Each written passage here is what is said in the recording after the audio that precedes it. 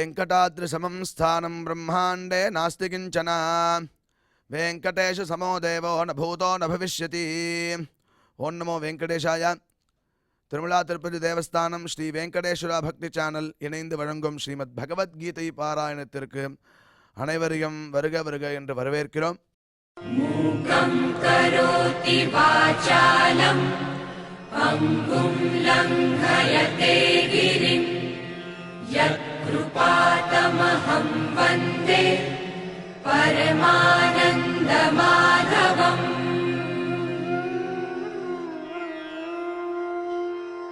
करारविन्देन पदारविन्दम् मुखारविन्दे विनिवेशयन्तम् वटस्य पत्रस्य पुटे शयानम् बालं मुकुन्दम् मनसा स्मरामि.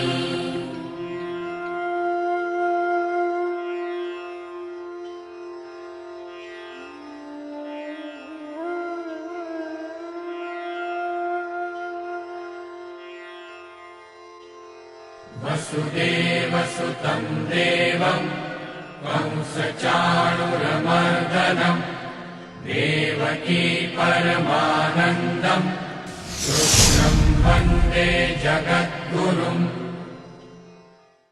நம்மளுடைய சனாதன தர்மத்தில் கீதை ரொம்ப முக்கியமான ஒரு கிரந்தம்.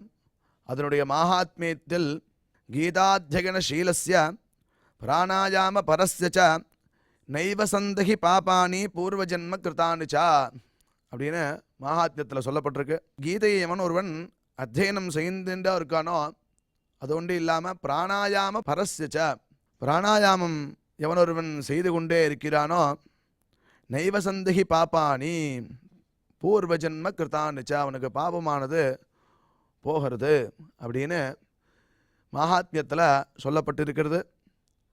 அதையே தொடர்ந்து நம்ம பார்த்தோம்னா அசுபானி நிராச்சஷ்டே இது ஒரு மங்களமான விஷயம் அப்படின்னு சொல்லப்படுறது. அது என்ன பண்ணுறதுன்னா அசுபானி நிராச்சஷ்டே அசுபங்களை தூர விளக்கிறதா. தனோதி சுபசந்ததிம் தனோதி வளர்க்கிறதா. ஒரு சுப சந்ததியை நல்ல விதமான செயல்களை நல்ல விதமான சந்ததியை தனோதி வளர்க்கறது கொடுக்கிறது அப்படின்னு அர்த்தம் பண்ணுறார். எதிரானா ஸ்மிருதி மாத்திரேன யத் பும்சாம் பிரம்மா தன் தத் மங்களம் விதுஹு அதே மங்களம் அப்படின்னு சொல்கிறார். ஸ்மிருதி மாத்திரேன யத் பும்சாம் அதை ஸ்மரிச்சாலே போதுமா முன்னாடி சொன்ன சுபசந்ததியை தரும். அசுபானி நிராச்சஷ்டே அசுபங்களை விளக்கக்கூடியதாக இருக்குது. அதுதான் பிரம்மா தத் மங்களம் விதுஹு அதுவே மங்களம்னு தெரிஞ்சுக்கோ அப்படின்னு இந்த பகவத்கீதையை மங்களமாகவும் எல்லாத்தையும் கொடுக்கக்கூடியதாகவும் வர்ணிச்சிருக்கா. அப்பேற்பட்ட இந்த பகவத்கீதைக்கு ஆரம்பிக்கிறதுக்கு முன்னாடி நாம் அனைவரும் குரு பிரார்த்தனை மற்றும் சங்கல்பத்தோட இந்த நிகழ்ச்சியை துவங்கலாம்.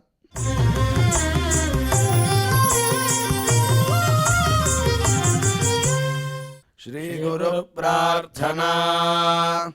गुरुर्ब्रह्मा गुरुर्विष्णुर्गुरुर्देवो महेश्वरः गुरुः साक्षात् परं ब्रह्म तस्मै श्री गुरवे नमः.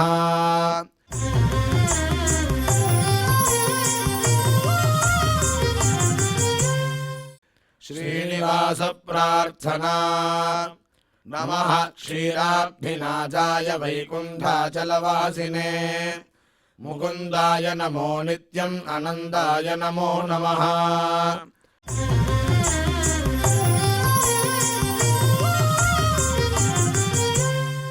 अथ श्रीमद्भगवद्गीता पारायण संकल्पः.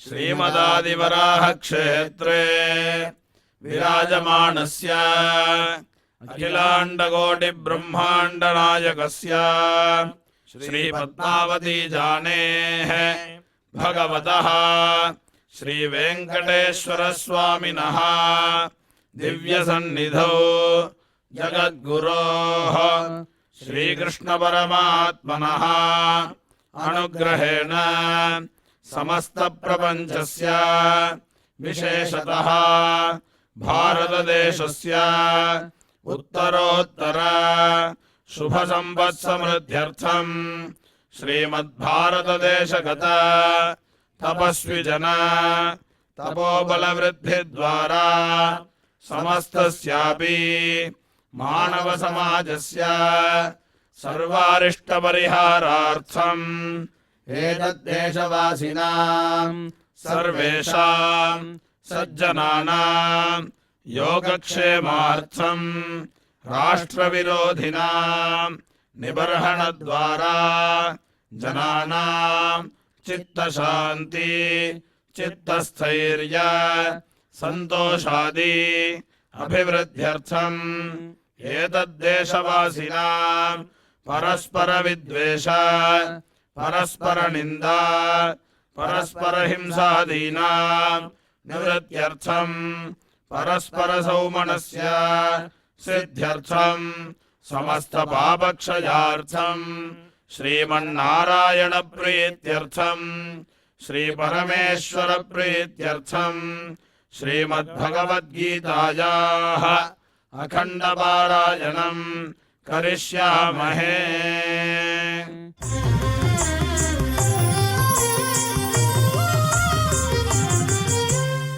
श्रीगीता प्रार्थना श्रीवत्साङ्गं महोरस्कं वनमाला विराजितं शङ्खचक्रधरं देवं कृष्णं वन्दे जगद्गुरुम्।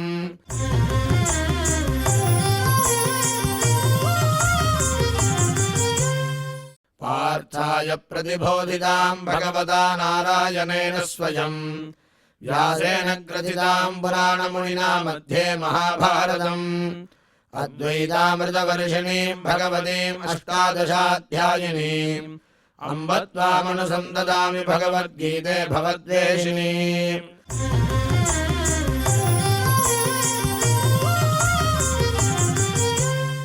श्रीवेदव्यास प्रार्थना व्यासं वसिष्ठनप्तारं शक्तेः पौत्रमकल्मषम् पराशरात्मजं वन्दे सुखदातं तपोनिधिम्।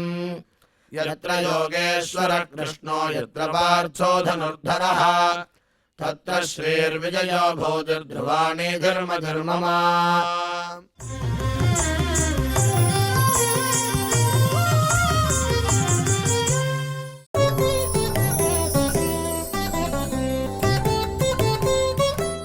उपद्रष्टानुमन्ता च भर्ता भोक्ता महेश्वरः परमात्मेति चाप्युक्तो देहेऽस्मिन् पुरुषः परः।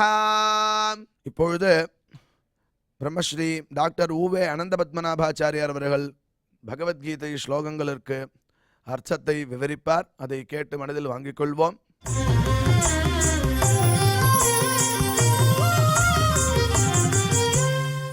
उपद्रष्टानुमन्ता च भर्ता भोक्ता महेश्वरः परमात्मेति चाप्युक्तः देहेऽस्मिन् पुरुषः परः। ओम नमो भगवते वेंकटेशाय. அன்பர்களே, நல்ல பிறவிகள் சிலருக்கு வாய்க்கின்றன, சிலருக்கு தீய பிறவிகள் வாய்க்கின்றன. ஆனால் தீயவர்கள் கூட தங்களுடைய பிறவிகளை நல்ல பிறவியாகத்தான் நினைத்திருப்பார்கள். நல்லவர்கள் கூட தங்களுடைய பிறவியை தீயது என்றுதான் நினைப்பார்கள். இது உலகத்தினுடைய இயல்பு.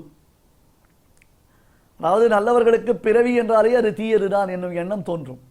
எதற்காக நாம் மறுபடி பிறக்கிறோம், இந்த பிறப்பினாலே நமக்கு என்ன சாதிக்கப்படுகிறது, நான் ஏன் பிறந்தேன் என்பதாக யோசிப்பார்கள். மேலும் சம்சார பந்தத்தை அபிவிருத்தி செய்யக்கூடியதாகத்தான் நம்முடைய பிறவிகள் உள்ளன என்று அவர்கள் அந்த பிறவியை வெறுப்பார்கள். ஆனால் எப்பொழுதுமே பிறருக்கு ஹிம்சை செய்வதற்காகவே பிறந்திருப்பவர்கள் தங்களுடைய ஜென்மத்தை பிறவியை நினைத்து ஆனந்தமடைவார்கள். அவளுக்கு தங்களுடைய பிறவி பேரில் ஒரு ப்ரைடு இருக்கும். அந்த பிறவி மேன்மையானது, தங்களை போல மற்றவர்கள் உயர்ந்தவர்கள் இல்லை, தங்களுக்கு சமமானவர்கள் யாரும் உயர்ந்தவர்களாக இல்லை என்று அந்த நினைப்பு, ஒரு மதப்பு என்று சொல்லிக்கிறோம் அல்லவா, மிதப்பு என்று சொல்லிக்கிறோம் அல்லவா, அந்த எண்ணம் அவர்களிடத்தில் ஊன்றி இருக்கும். ஆனால் இங்கே பகவத்கீதையில் நாம் பார்க்கும் பொழுது தத்தத் கர்மானுகுணமாக அவரவர்களுக்கு கர்மாக்களுக்கு தக்கபடி அவரவர்கள் பலவிதமான கர்மாக்களை செய்திருப்பார்கள் அந்த கர்மாக்களுக்கு தக்கபடியாக ஒரு தேக சம்பந்தம் உண்டாகிறது. அந்த தேக சம்பந்தம் அப்பொழுது அவனுக்கு சில சுபாவங்களை உண்டாக்குகிறது. இப்படி தேக சம்பந்தத்தினாலே ஜீவனுக்கு உண்டாகக்கூடிய சுபாவ விசேஷங்களைத்தான் இந்த ஸ்லோகத்தினாலே நமக்கு காண்பித்தருள்கிறார். உபதிரஷ்டானுமந்தாச்ச பர்த்தா போக்தா மகேஸ்வரः பரமாத்மேதி சாப்யுக்தः தேஹேஸ்மின் புருஷः பரஹ. இதற்கு முன் ஸ்லோகத்தில் நாம் என்ன பார்த்தோம்? பீஜாங்குர நியாயம் என்று பார்த்தோம் இல்லையா? முட்டையிலிருந்து கோழி வந்ததா அல்லது கோழியிலிருந்து முட்டை வந்ததா? விதையிலிருந்து முளை வந்ததா அல்லது முளையிலிருந்து விதை வந்ததா என்று ஒரு கேள்வியானது ஏற்படுகிறது.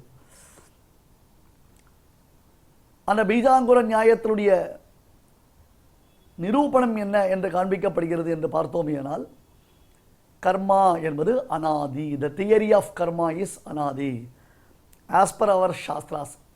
As per our shastras. நான் இது சாஸ்திரியமான ஒரு வழியில் இதனுடைய கேள்வி பதிலை சொல்லிட்டு இருக்கேன். கண்ட புத்தகங்களை படித்துவிட்டு பல விஷயங்களை தாங்கள் தெரிந்து கொண்டதாக எண்ணிக்கொண்டு இதில் தொடர்ந்து கேள்விகளை எழுப்பிக் கொண்டிருந்தால் அடியேன் அதற்கு பதில் சொல்வதற்கு தயாராக இல்லை. அதையும் புரிந்து கொள்ளுங்கள். சர்வ சித்தாந்த சித்தா என்று சுவாமி தேசிகன் இதை நிரூபணம் பண்ணி காண்பிக்கிறார். கர்மா theory is anadi. The meaning of karma is anadi அப்படின்னு எல்லா சித்தாந்தங்களும் வைதிக பிரக்கிரியில் ஒத்துண்டிருக்கிற வைதிகமான வியாக்கியானம் பண்ணியிருக்கக்கூடியதான சித்தாந்திகள் ஒத்துண்டிருக்கா. பட் அன்ஃபார்ச்சுனேட்லி இப்போ என்ன எடுத்து அப்படி கேட்டால், பசுத்தோல் போர்த்திய புலியாக வைதிக போர்வையில் நமக்கு உபதேசிக்கப்படக்கூடிய அநேக விஷயங்கள் அவைதிகங்கள் தான். இன்டலெக்சுவல் தாட்ஸ்ன்னு அதிகமானது ஒரு குழப்பத்தை நமக்கு ஒரு உண்டாக்கி ஆங்கில பாஷையில் அறிவுபூர்வமான ஒரு சிந்தனையை நாங்கள் உங்களுக்கு அளிக்கிறோம் என்பதாக குப்பையான புத்தகங்கள் தான் இன்றைய தினத்தில் மனிதர்களாலே அதிகம் விரும்பப்படுகின்றன. இதையே நான் சொல்ல கதி கதி கலஹார்த்தம் கிருத்த சித்தாந்த பேராக பிரலபன முகபேரான் பாடயந்தி பிரபந்தான்னு 10 லட்சம் காப்பி விற்கிறது ஒரு புஸ்தகம். ஆனால் நல்ல புத்தகம் என்பது மக்களுடைய பார்வையிலேயே படமாட்டேன் என்கிறது. இந்த 10 லட்சம் காப்பி விற்கிறதுனால அந்த புஸ்தகத்தினுடைய தன பெருமை ஆச்சரியமாயிடுமா? யோசிச்சு பாருங்க.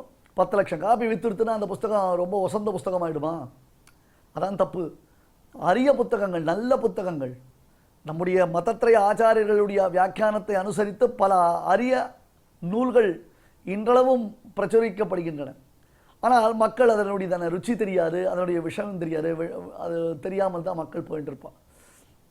தோட்டத்து மூலிகை பச்சிலைக்கு உதவாதுன்னு சொல்கிற மாதிரி தான் அதெல்லாம். இதை ஒன்றும் பண்ண முடியாது.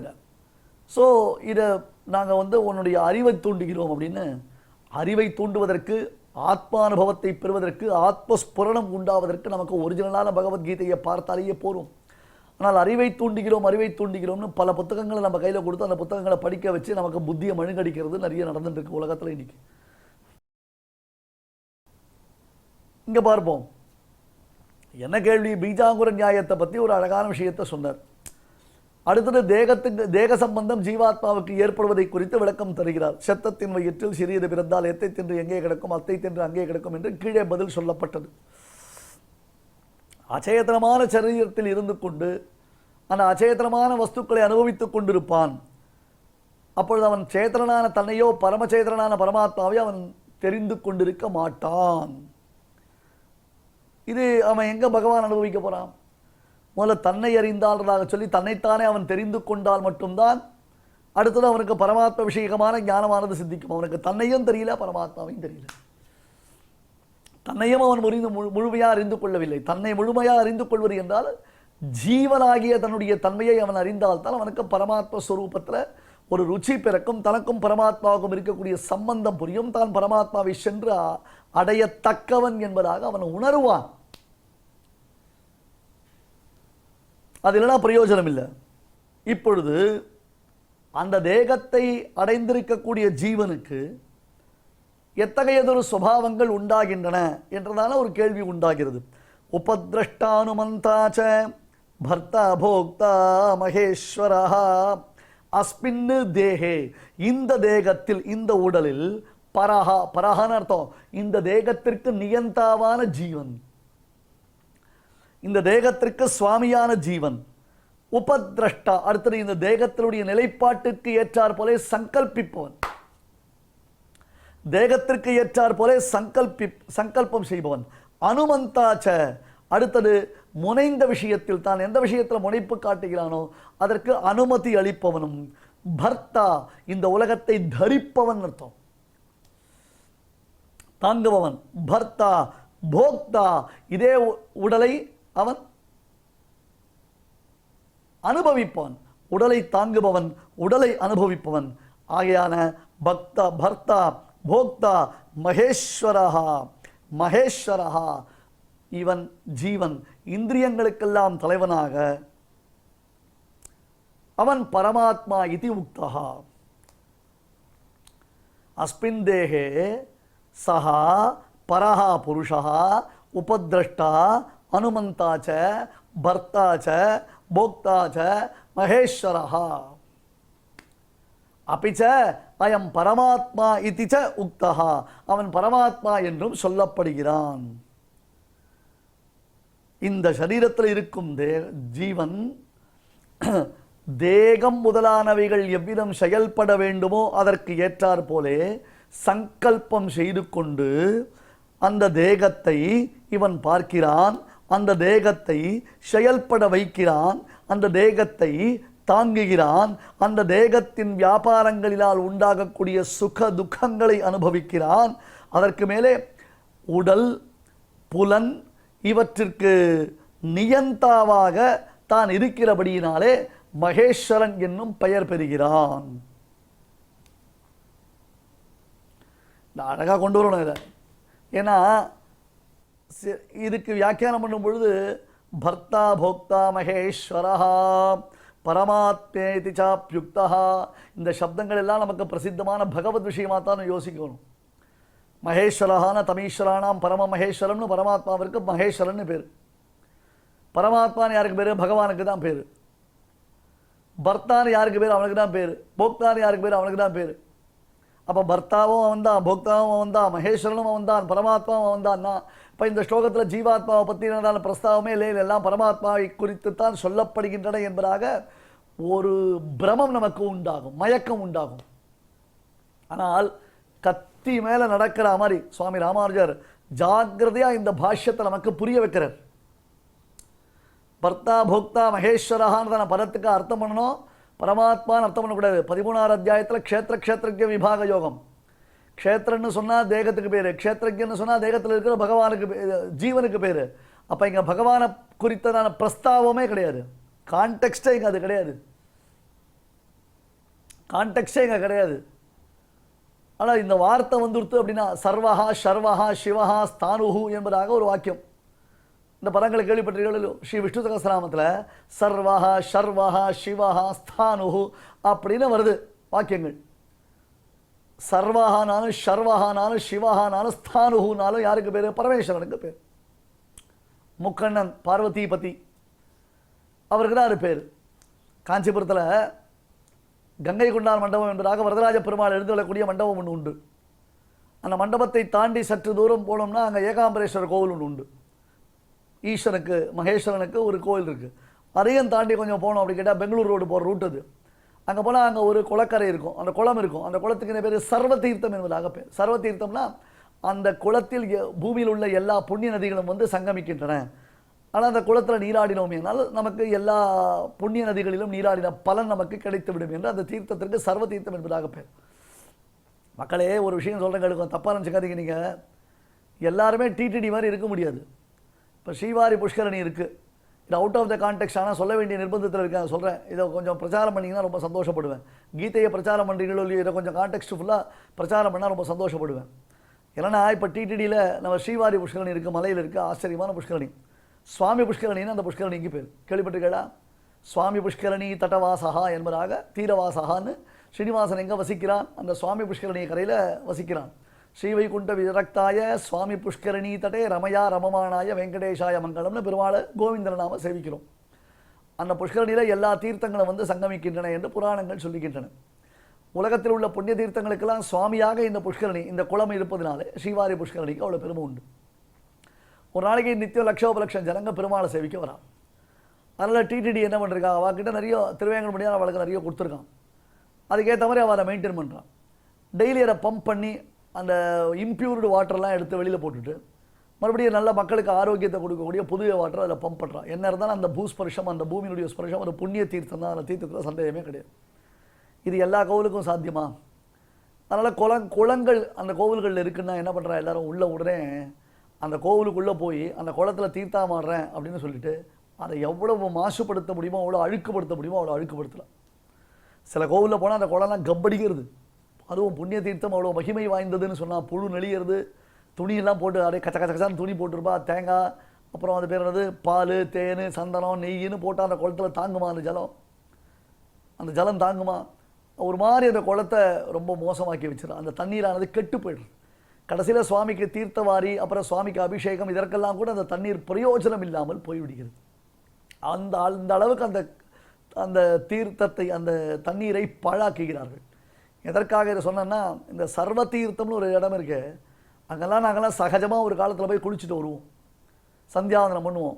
காஞ்சி வரதராஜ பெருமாள் பிரம்மோற்சவத்தில் கங்கை கொண்டார் மண்டபத்துக்கு வந்தாரோடனே அந்த சுவாமி மண்டபத்தில் இறங்கினோடனே நாங்கள்லாம் அந்த சர்வ தீர்த்தத்தில் போய் சந்தியாவந்தனம் பண்ணுறது முதலான காரியங்களை பண்ணினோம். இப்போ குளம்ன்றது எல்லாத்துலேயும் பூட்டி வச்சுட்டான், எல்லா பக்கமும் வேலி போட்டு வச்சுட்டான். எங்கள் தகப்பனார் இடத்துல எங்கள் தகப்பனார் ஒரு வேடிக்கை சொல்லுவார், ஒரு ஜோக் சொல்லுவார். அந்த காலத்தில் ஜோக், இந்த காலத்தில் அது ப்ராக்டிக்கல். சந்தியாவந்தனம் பண்ணியாடா அப்படின்னு ஒரு கேள்வி கேட்டால் ஒரு பையன் சொன்னான், நான் சந்தியாவந்தனம் பண்ணலான்னு குளத்துக்கு போனேன், குளம் பூட்டி இருந்தது அப்படின்னு சொன்னான் அவன். இது அந்த காலத்தில் பெரிய ஜோக். ஏன்னா குளத்தை போய் யாராவது பூட்டுவாளா, குளத்துக்கு போய் கேட்டு போட்டு பூட்டுவாளா அப்படின்னு அந்த காலத்தில் கேலி பண்ணினோம்.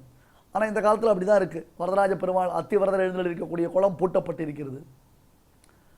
சர்வதீர்த்த முதலான குளங்கள் பூட்டப்பட்டிருக்கின்றன. இதே காஞ்சிபுரத்தில் பொய்கை குளம் என்பதாக ஒன்று இருக்கு. புரிஞ்சுக்கோ நீங்கள். அதாவது யதோக்தகாரி பெருமாள் சன்னிதானத்திற்கு அருகில் ஒரு குளம் உள்ளது. அழகு புண்ணிய புஷ்கரணி. நாமெல்லாம் அதெல்லாம் அப்படியே விழுந்து பரண்டு எழுந்து வரணும் தெரியுமா? நமக்கு அவ்வளோ முக்கியமானது. என்னன்னா, பொய்கை ஆழ்வார் என்னும் ஆழ்வார் அவதரித்த திருக்குளவன். ஆழ்வார்களில் முதல் ஆழ்வாராக முதல்ல அவதாரம் பண்ணின பொய்கை ஆழ்வார் அந்த குளத்திலிருந்து ஆவிர்பவித்தார். போய் பாருங்க, அந்த குளத்தை கப்படிக்கிறது. தண்ணீரே கிடையாது, அதுக்கு ஃபென்ஸ் போடுறதுக்கு கூட ஆள் கிடையாது. அந்த குளம் மொத்தம் நாசம் பண்ணி வச்சிருக்கான். இதே வரதராஜ பெருமாள் கோயிலில் பூட்டி வச்சிருக்கான். சந்தியாவந்தனம் பண்ணுறதுக்கு கூட போகிறதுக்கு வழி இல்லை. ஆனால் அவள் மெயின்டைன் பண்ணி ஆனால் அவளுக்கு வேறு வழி இல்லை. இன்டென்ஷனாக அவள் பூட்டலை. ஆனால் ஜனங்க போனால் ஒரு பொறி பேக்கெட் அப்படியே தூக்கி போடுறது, உடுத்துண்ட வஸ்திரத்தை அப்படியே அது உள்ளே போட்டு வந்துடுறது, இப்படி அழுக்கு பண்ணுறான்.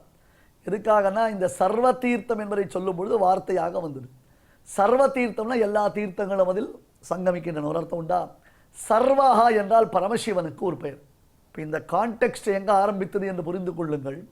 சர்வஹா, ஷர்வஹா, சிவஹா, ஸ்தானுஹு என்று சகஸ்ரநாமத்தில் ஒரு பெயர் வருகிறது.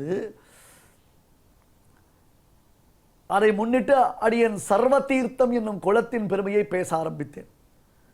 அந்த ஏகாம்பரீஸ்வரர் கோவிலுக்கு சொந்தமான அந்த சர்வ தீர்த்தம் என்பது சர்வ சப்தத்தினாலே சொல்லப்படும் அனைத்து என்றதான பொருள் பொதிந்ததான எல்லா தீர்த்தங்களும் சங்கமிக்கக்கூடிய ஒரு புஷ்கரணி, ஒரு குளம் ஒன்று. சர்வஹா என்றால் பரமசிவனுக்கு பெயர். அதை சர்வ தீர்த்தம் என்றும் சொல்லலாம், சர்வ தீர்த்தம் என்றும் சொல்லலாம். ஷர்வஹான யாருக்கு பேரு? சிவனுக்கு தான் பேரு. ஸ்தானுஹூனா யாருக்கு பேரு? சிவனுக்கு பேரு. சிவஹானா யாருக்கு பேரு? சிவனுக்கு தான் பேரு. சரியா போச்சா? ஆனால் இந்த திருநாமங்கள் எங்கே வருகின்றன?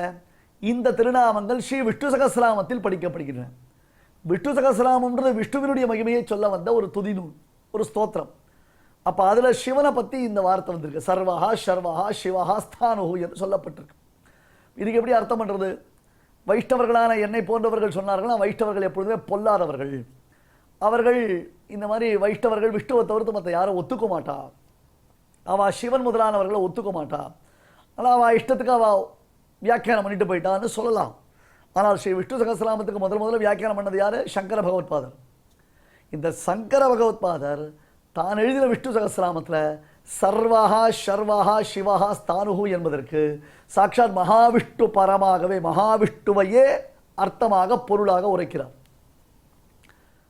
குருவாயூரப்பனை உணர்ந்து பாடின பட்டத்திரி இருக்காரோ இல்லையோ நாராயணியத்தில், நாராயணியம்ன்றதால ஒரு நூலை பாடினாரோ இல்லையோ, அந்த பட்டத்திரி பேசுறார். ஸ்ரீசங்கரோபி பகவான் சகலேஷு தாவத் துவாமேவ மானயதி யோ நஹி பக்ஷபாதி. கிருஷ்ணா குருவாயூரப்பா, அந்த சங்கரர் யாரு? அத்வைத சித்தாந்த பிரவர்த்தகர். பகவத் ராமானுஜருக்கு பல ஆயிரம் ஆண்டுகளுக்கு முன்பாகவே அவதரித்தவர், இன்னும் பெருமை பெற்றவர். அத்தகைய அந்த சங்கரர் ஸ்ரீசங்கரோபி பகவான் சகலேஷு தாவத் துவாமேவ மானயதி யோ நஹி பக்ஷபாதி. அவர் விஷ்ணு சகஸ்ரநாமத்திற்கு வியாக்கியானம் செய்தருளும் பொழுது கூட எந்த இடத்துல மற்ற தெய்வங்களுடைய திருநாமங்கள் வந்தாலும் அவை அனைத்தும் விஷ்ணுபரமாகத்தான் வியாக்கியானம் செய்யப்படுகின்றது. ஏனென்றால் இவை அனைத்தும் விஷ்ணுவினுடைய திருநாமங்கள், அந்த திருநாமங்கள் மற்ற தெய்வத்திற்கு சூட்டப்பட்டிருக்கின்றன என்பதாக அங்கே பொருள் உரைக்கிறார். அப்போ இதை சொல்றதுக்கு தாற்பயம் என்ன? அது விஷ்ணுவின் மகிமையை பேசக்கூடியதான ஒரு துதிநூல் விஷ்ணு சகஸ்ரநாமம். அந்த கான்டெக்ஸ்டில் எந்த திருநாமமாக இருந்தாலும் அதற்கு விஷ்ணு பரமாகத்தான் அர்த்தம் சொல்ல வேண்டும். அதே போலத்தான் தற்பொழுது பகவத்கீதையில் 13வது அத்தியாயம் என்பது க்ஷேத்திரமாகிற தேகத்தை குறித்தும் க்ஷேத்திரஜனாகிய ஆத்மாவை குறித்தும் பகவான் அர்ஜுனனுக்கு உபதேசம் செய்து கொண்டிருக்கிறான்னா, இந்த கான்டெக்ஸ்டில் வரக்கூடிய வார்த்தைகளுக்கு பொருளை நாம் நன்கு பொறுமையாக கவனித்து பார்த்து உணர வேண்டும். இதனுடைய பொருளாக இந்த பிரசித்தமாக சொல்லக்கூடியதான பரமாத்மா என்னும் சப்தத்திற்கு அர்த்தமானது பகவான், மகேஸ்வரா என்னும் சப்தத்திற்கு அர்த்தமானது பகவான் அப்படின்னு அர்த்தம் பண்ணக்கூடாது. இந்த கான்டெக்ஸ்ட் என்ன? ஜீவாத்ம நிரூபணமான கான்டெக்ஸ்ட். ஜீவாத்மாவுடைய ஆட்டிடியூட்ஸ், ஜீவாத்மாவுக்கு தேக சம்பந்தம் ஏற்பட்டதுன்னா ஜீவாத்மா எப்படி இருப்பான்றதை காண்பிக்கக்கூடியதான கான்டெக்ஸ்ட். அப்போ அந்த கான்டெக்ஸ்ட்டை கரெக்டாக நீ வேல்யூ பண்ணணும். அப்போ உபதிரஷ்டா அனுமந்தாச்ச பர்த்தா போக்தா மகேஸ்வரா. இதை எக்ஸ்பிளைன் பண்ண வந்த நடுவில் ஒரு சின்ன டீவியேஷன். ஏன்னா இந்த நீர்நிலைகளை, தண்ணீர் உயர்ந்த அந்த தண்ணீர் பிரவகிக்கக்கூடியதான புண்ணிய புஷ்கரணிகளையும் நதிகளையும் நாம் பாழ்படுத்தி கொண்டிருக்கிறோம். ஒரு சின்ன விஷயம் யோசிச்சு பாருங்க. அதாவது கல் தோன்றி மண் தோன்றா காலத்திற்கு முன்பே உண்டானது காவிரி என்னும் மகாநதி. காவிரி என்னும் மகாநதி, அந்த மகாநதியினால் கிட்டத்தட்ட 40 லட்சம் ஹெக்டேர் நம்முடைய தமிழகத்தில் பயன் பெற்ற காலம் ஒன்று உண்டு. அந்த 40 லட்சம் ஹெக்டேர் சுருங்கி போயிடுத்து. இன்றைக்கி 8 ஹெக்டேரோ 5 ஹெக்டேரோ சொல்கிறான், எனக்கு தெரியாது. நான் ஒரு எக்ஸாம்பிள் சொல்கிறேன். அப்பேற்பட்டதான கல் தோன்றி மன்று தோன்றா காலத்துக்கு முன்பாக பிரவகித்ததான நதியை நாம் இன்றைக்கி அப்படியே வரல வச்சுட்டோம். ஒரு சொட்டு தண்ணி கூட இல்லாமல் நாம் ஆக்கிட்டோம். எல்லாம் யாரால? நம்மால் தான். நம்முடையதான மனோநிலை தான் இதுக்கெல்லாம் காரணம். இதை புரிந்து கொள்ள வேண்டும். அதற்காக இது சொல்லப்பட்டது. சரி, மறுபடியும் கான்டெக்ஸ்டுக்கே வருவோம், இந்த ஸ்லோகத்துக்கே வருவோம். அஸ்மின் தேகே ஜீவன் உபதிரஷ்டா, உடம்பினுடைய தன்மைக்கு ஏற்றார் போல சங்கல்பம் செய்கிறான் என்று சொன்னார். அதாவது தன்னுடைய சரீரத்தில் மூலம் நடைபெற வேண்டியதான காரியங்களை ஒருவன் தொடங்குவதற்கு முன்பாக, இப்போ நான் இங்கே உட்கார்ந்துட்டுருக்கேன் சபையில், எஸ்விபிசி சேனலில் ரெக்கார்டிங் கோர்ஸில் நான் உட்கார்ந்துட்டுருக்கேன் அப்படின்னு சொன்னால் என் சரீரம் இந்த காரியத்தை செய்ய சக்தி பெற்றதா? இன்றைக்கி என்னுடைய பாடி நல்ல கண்டிஷனில் இருக்கா? என்னால் உட்கார முடியுமா? ஒரு 2 ஹவர்ஸ் உட்கார்ந்து ஒரு 10 எபிசோடு கொடுத்துட்டு போக முடியுமா? அப்படின்னு நான் முதல்ல என்னுடைய ஆத்மா இதை பரிசோதனை பண்ணுறது.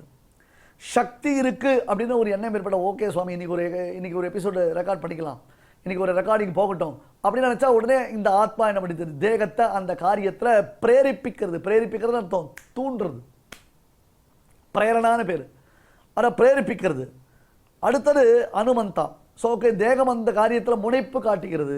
உடனே ஆத்மா அதை அக்செப்ட் பண்ணுறான், அனுமதி அளிக்கிறான் ஆத்மாவுக்கு. தேகமோ அல்லது இந்திரியங்களோ வியாபரிக்கக்கூடிய விஷயங்களில் அவன் சம்மதி அளிக்கிறான். இப்போ பாருங்கள், ரொம்ப டயர்டாக இருக்குது சார், ரொம்ப டயர்டாக இருக்குது, இன்றைக்கி ஒரே ஒரு எபிசோட் போருமா, என்னால் இப்போ 5 எபிசோட் எடுக்க முடியாது அப்படி நான் சொல்கிறேன். சொன்ன உடனே இந்த தேகம், ஆமாண்டா கொஞ்சம் நேரம் தூங்கினா ரெஸ்ட் எடுத்தால் சரியாக இருக்கும், கொஞ்சம் அப்படி ஒரு 10 நிமிஷம் உட்காந்துனா சரியாக இருக்கும், ரொம்ப பசிக்கிறது அப்படின்னா போய் ஒரு சாப்பாடு சாப்பிட்டுட்டு தான் சரியாக இருக்கும்ன்ற மாதிரி மற்ற, அதாவது இந்த தேகத்திற்கு ஷோர்வாக இருக்கா அல்லது தேகமானது கலகல நல்ல ஆட்டிடியூடோடு இருக்கா, ஆக்டிவாக இருக்கா அப்படின்றத பார்த்ததுனால அனுமந்தா அதுக்கு மேற்கொண்டு ப்ரொசீட் பண்ணுறதுக்கு ஒரு பர்மிஷனை கொடுக்குறது. உபத்ரஷ்டா, தென் அனுமந்தா, அடுத்தது பர்த்தா. பர்த்தானா ஹஸ்பண்டுக்கு பேர். ஏன் தெரியுமா பர்த்தான பேர்? சம்சார சுமையை தாங்குகிறான். ஆமாம் சார், ஒய்ஃபு ஷாப்பிங் போனால் எல்லா பொட்டியும் தூக்கின்னு வரது இவன் தான். பொட்டியும் தூக்கணும், குழந்தையும் தூக்கணும். அந்த அம்மா முதல்ல டிங் டிங் அப்படி பாட்டுக்கு ஷாப்பிங் பண்ணிட்டு போயிட்டு பாட்டுக்கு இவன் மொத்த பொட்டியும் தூக்கிட்டு கண்டு கூட தெரியாமல். அதுக்கப்புறம் முன்னாடி போய் காரையும் வந்தான் திறக்கணும், இதை கரெக்டாக அரேஞ்ச் பண்ணியே வந்தான் வைக்கணும், குழந்தையும் வந்தான் தூக்கணும். அதனால் அவளுக்கு பர்த்தான்னு பேர். தாங்கப்படுவதனாலே அவளுக்கு பாரியா என்பதாக பேர் தான். தேகத்தை தாங்குற ஜீவனுக்கு கூட பர்த்தான் தான் பேர். தேகத்தை தாங்கிறதுனால அது பர்த்தான்னு பேர். அடுத்தது போக்தா. போக்தான்னு அர்த்தம் தேகம் செய்யும். தேகத்தினால இப்போ நான் இங்கே வந்து உட்காந்துருக்கேன், அப்படி ஏசி போட்டிருக்கா, நல்லா ஜம்முன இடம், குஷன் மாதிரி இருக்குது, சீட்டு சௌக்கியமாக இருக்குது. அம்மாடா அப்படின்னு அப்படி வந்து ரெஸ்ட் எடுத்துக்கிறேன். இப்படி உட்காந்தா போக்தா. நான் I'm just enjoying the pleasure இல்லையா? நல்ல வேஷ்டி கொடுத்துட்டு இருக்கேன், பல வெளிச்சமாக இருக்குது அந்த வேஷ்டி, வெளியேன்னு இருக்குது. அதை பார்த்தா ரைட் சூப்பராக, அப்பா இந்த வெயிலுக்கு இந்த மாதிரி காட்டன் வேஷ்டி கொடுத்தா நல்லாயிருக்கும், ஷால் போட்டால் ஒரு மாதிரி கரகரன்னு எரியறது அப்படின்னு அதை என்ஜாய் பண்ணுறேன். அந்த மாதிரி இந்த தேகத்திற்கு சந்தனம்லாம் பூசிக்கிறோம் என்ன. அதே தேகத்தில் ஏதாவது ஒரு வியாதி வந்து உடம்பு சரியில்லை, திடீர்னு ஒருத்தருக்கு பாருங்கள் டிசென்ட்ரி ஆகுது, டீஹைட்ரேஷன் ஆகிடுது, இந்த வெயில் தாங்கலை, அதிகமாக தண்ணீரும் குடிக்க முடியல, அவரால் டீஹைட்ரேஷன் ஆகிடுது, உட்கார முடியுமா, ஐயோ வயிற்று வலிக்கிறது, எம்மா என்னால் முடியலையே, எனக்கு சமமாக இருக்கேன்னு. அப்போ அந்த துக்கத்தை அனுபவிக்கிறது, சுக்கத்தை அனுபவிக்கிறது, ரெண்டு இதனால் தேகத்தினால் அனுபவிக்கிறது. ஒருத்தர் நல்ல மேங்கோ ஜூஸ் பண்ணுறது, எல்லா சீசன்லேயும் மாம்பழம் கிடைக்கும் உனக்கு, இந்த மேங்கோ ஜூஸ் அப்படின்னு சொல்லி சாப்பிட்டோன்னே அதான் சூப்பராக இருக்குது ஜூஸ், இன்னொரு டம்ளர் கொடுங்க உண்டோ இல்லையோ. அதனால் பர்த்தா போக்தா மகேஸ்வரஹா. தேகமானது போக்தான தாத்பரியம். தேகத்தினால ஏற்படக்கூடியதான சுகதுக்காதிகளை எல்லாம் என்ன ஜீவாத்மா அனுபவிக்கிறான். அடுத்தது மகேஸ்வரஹா. மகேஸ்வரஹான பகவான் தானே அர்த்தம். வாஸ்தவம் தான். தேகம், இந்திரியம், மனசு இவற்றிற்கு தாரகன், இவற்றிற்கு நியந்தா, இவற்றிற்கு சேஷின்னு இருக்கிறதுனால ஈஸ்வர சப்தம் எப்பொழுதுமே எஜமானனை குறிக்கும்.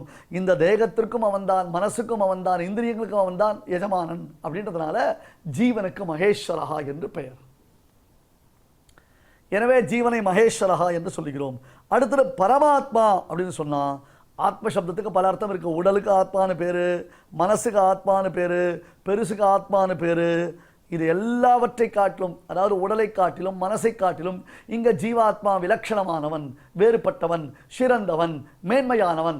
அப்போ ஜீவனை காட்டிலும் தேகேந்திரிய மனப்பிராண தீபியோ அந்யஹா, தேக இந்திரிய மனப்பிராண தீபியோ அந்யஹா. இதெல்லாம் ஆத்ம சப்தத்தினாலே சொல்லப்படும் பல பொருட்கள்.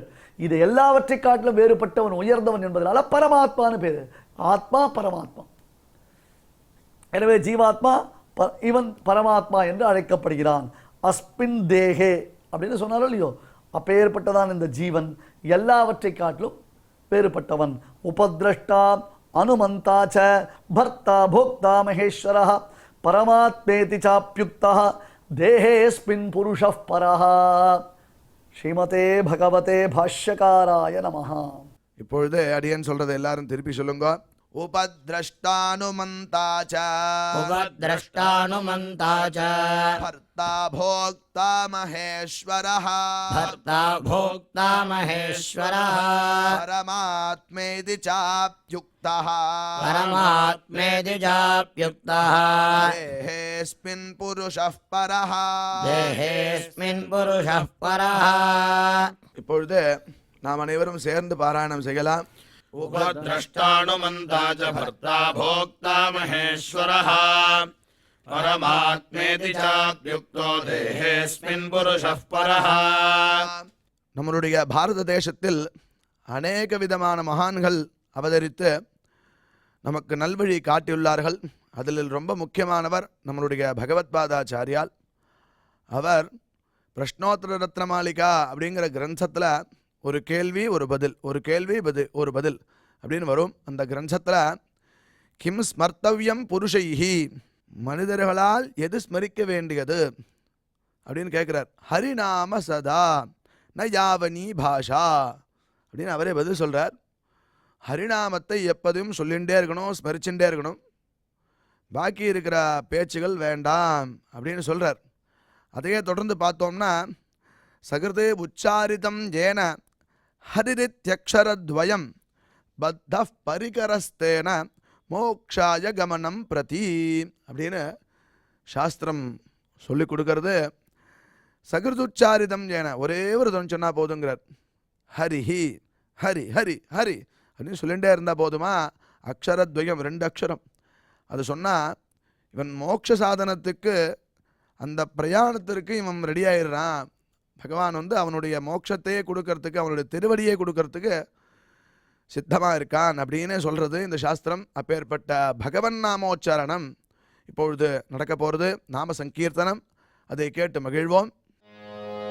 சஞ்சரதர சுதா மதுர த்வனி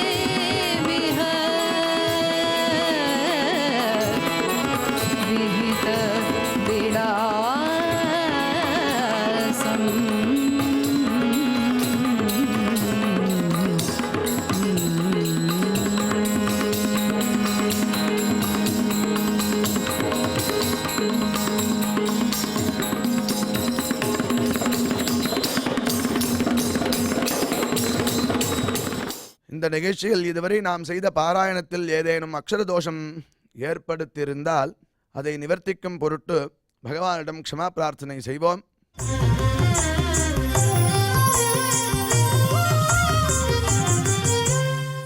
अथ क्षमा प्रार्थना यदक्षरपदभ्रष्टम् मात्राहीनम् च यद्भवेत् तत्सर्वम् क्षम्यताम् देवनारायण नमोऽस्तु ते।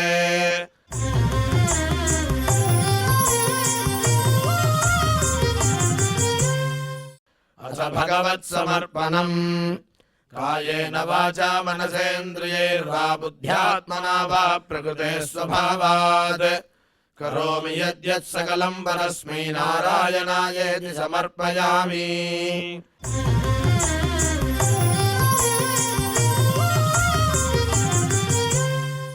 अथ लोकक्षेम प्रार्थना सर्वे भवन्तु सुखिनः सर्वे सन्तु निरामयाः सर्वे भद्राणि पश्यन्तु मा कश्चित् दुःखभाग् भवेत्। சுவாமியின் அருள் நாம் அனைவருக்கும் கிடைக்க வேண்டி மங்களாசாசனத்துடன் இன்றைய நிகழ்ச்சி நிறைவு பெறுகிறது.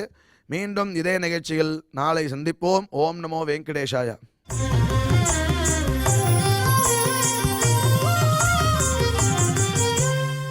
अथ मङ्गलम् श्रियः कान्ताय कल्याणनिधये निधयेऽर्थिनाम् श्रीवेङ्कटनिवासाय श्रीनिवासाय मङ्गलम्।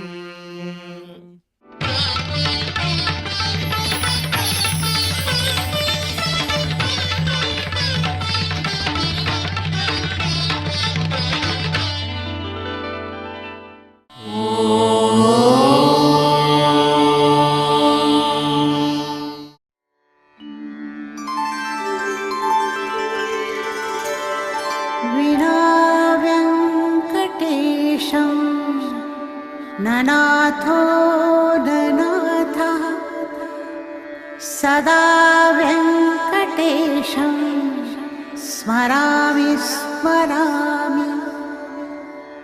हरे व्यङ्कटेश प्रसीद प्रसीद प्रियं वेङ्कटेश प्रयच्छ प्रयच्छ।